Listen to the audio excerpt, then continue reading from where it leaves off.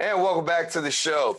The Immigrant Defense Project is a not-for-profit organization that's working to secure fairness and justice for all immigrants in the United States, and it promotes fundamental fairness for immigrants accused or convicted of crimes.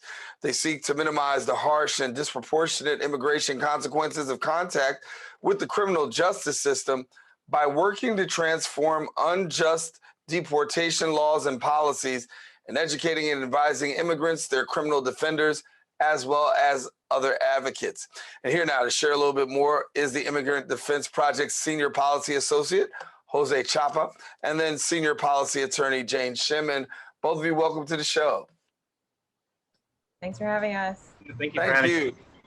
And first, I guess I'll start with Jane and give us a little bit, ladies first. When we talk about immigration reform, obviously something that continuously is a topic of conversation here in the United States. When we look at things from your perspective, how do you see them right now? That's a great question. Immigration reform is something, that has been a pressing issue for people for decades now.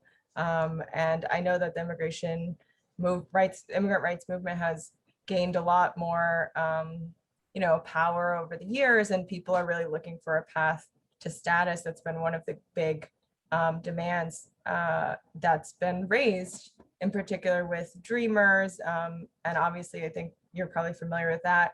For our organization, we focus on people who've had contact with the criminal justice system. And I'll give a little bit of background about our organization, which kind of explains how we come into this moment. So we were founded after about 20 years ago. In 1996, Congress passed a huge set of immigration laws, but unlike the type of immigration reform we hear about now, it was actually to expand the reasons people can get deported. And a lot of those reasons were attached to contact with the criminal system. So what you saw was this really massive expansion in terms of what types of convictions or offenses or behavior or conduct could lead to you getting deported. And so our founder, Manny Vargas, was a defender at the time. And he was like, people don't understand what the implications of these laws are going to be. It's going to be, it's going to facilitate massive deportation in huge numbers that we haven't seen before. And it's all going to be sort of under this umbrella of criminalization and punishment. And so our organization was founded in the wake of those laws. And ever since, we've been fighting to ensure that people who have been criminalized or who have had, might have some type of criminal history are not kind of steamrolled by the immigration system, are informed of their rights, and are given an opportunity to stay in the country.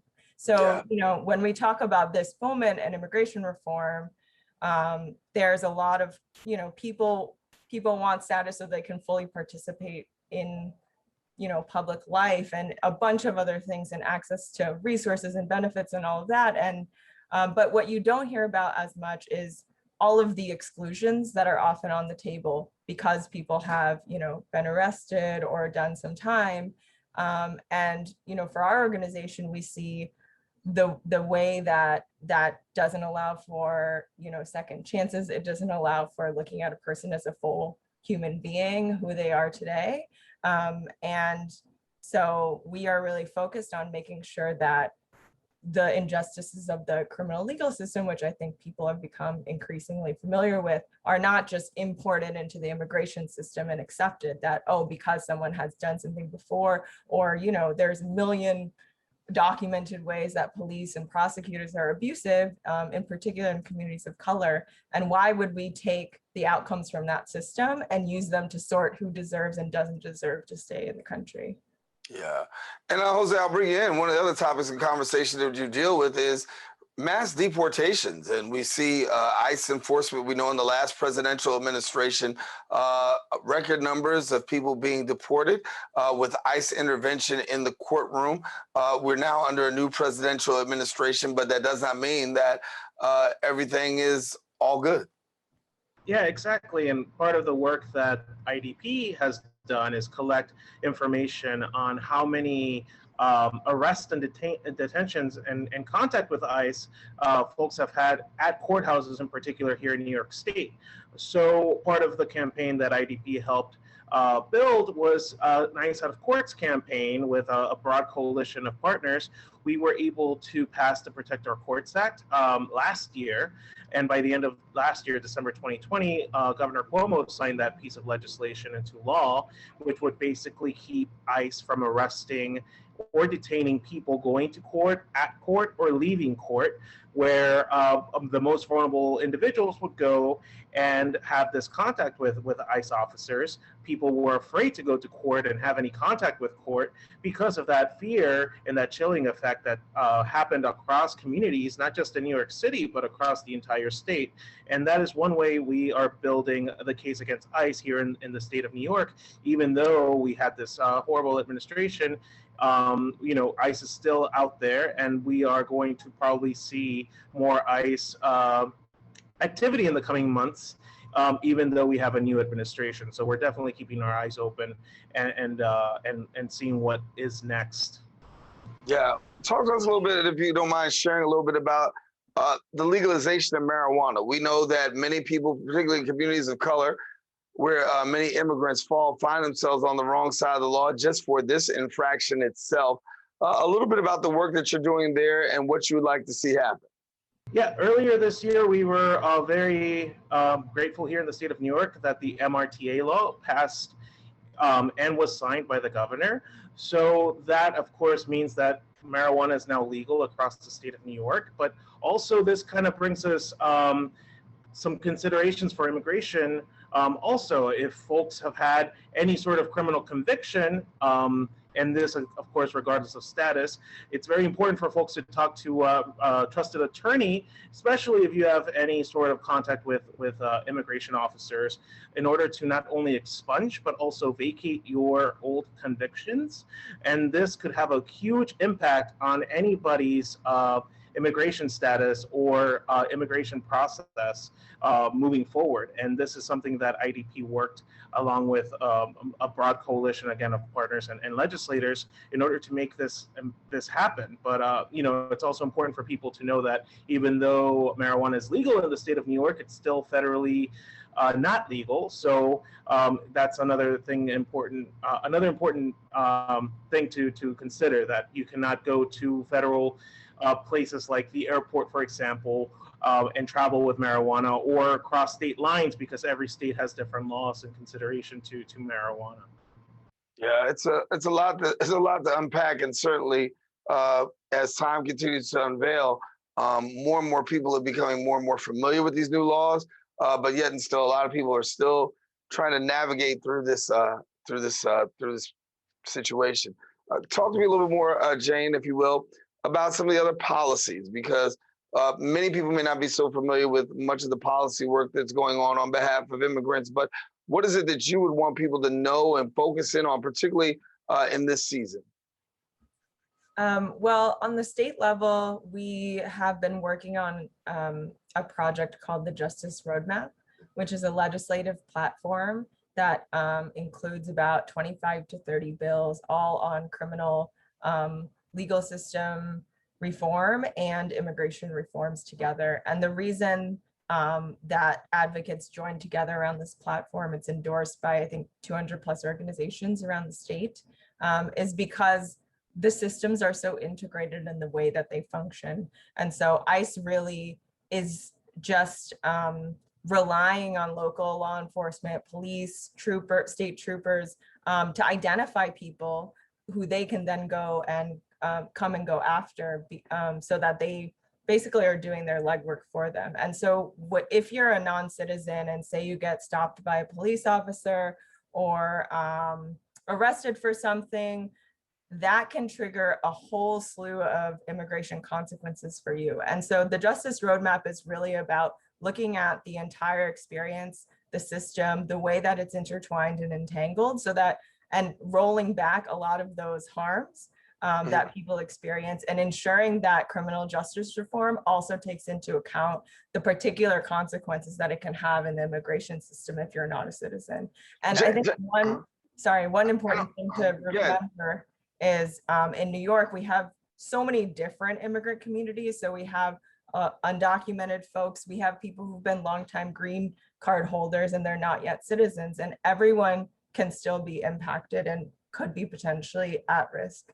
Yeah, I want you to give me an opportunity to ask the question about having what those potential consequences are, right? We say an immigrant gets arrested, they're arrested. What happens after an immigrant gets arrested and the possible potential consequences that we may not be so familiar with? So there's a lot of different things. I'll just try to think of a hypothetical. Say you get stopped by a police officer for, he's just stopping you on the street. Say he asks you some questions. I won't go into the different things police might do on the street to someone, a person of color that may be questionable, but say you get taken into the precinct before charges are even formally filed or you're convicted of anything or go through your process, they run fingerprints, and those fingerprints are shared with the feds. And they're shared with the FBI, and ICE has access to all of that data, and they can actually get a hit in their system if they find that you're undocumented. And that's regardless of what the outcome of your criminal case ultimately is. Or say you have a case from a long time ago, say you have a marijuana case from a long time ago, now we're in a moment that's legalizing marijuana, but they might say, oh, hey, actually that is an immigration violation that makes you deportable. And now we know where you are. We know that you're potentially living at this address, and they do serious surveillance in neighborhoods outside people's homes.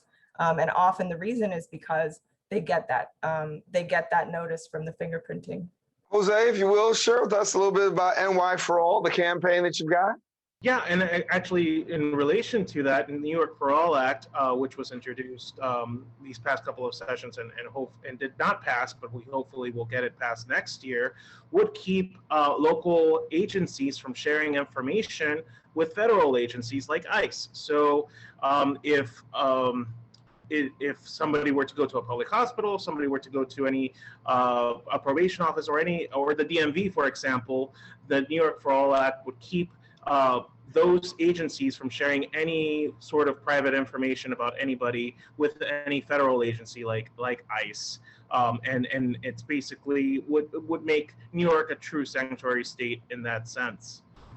Yeah. So when we have this in terms of advocacy, obviously you've got these policies that are out there.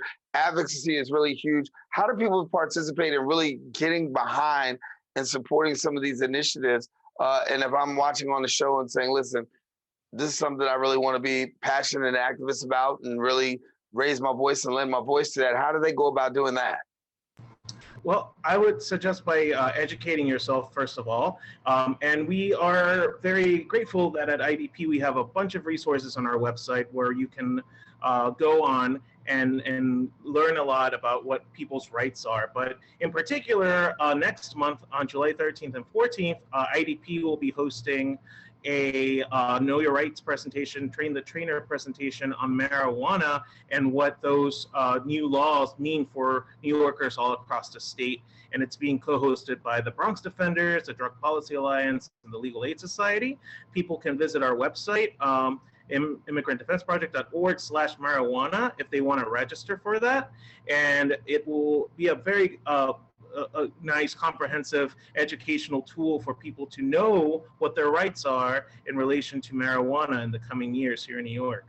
Well, Jane and Jose, thank you so much for joining us and being with us here on the show. Thank you. And as we continue to talk about this topic of immigration, we'll certainly have you back to discuss even more. Thank you. All righty. Well, thank you both. And listen, we've got more show. Our show continues in a few.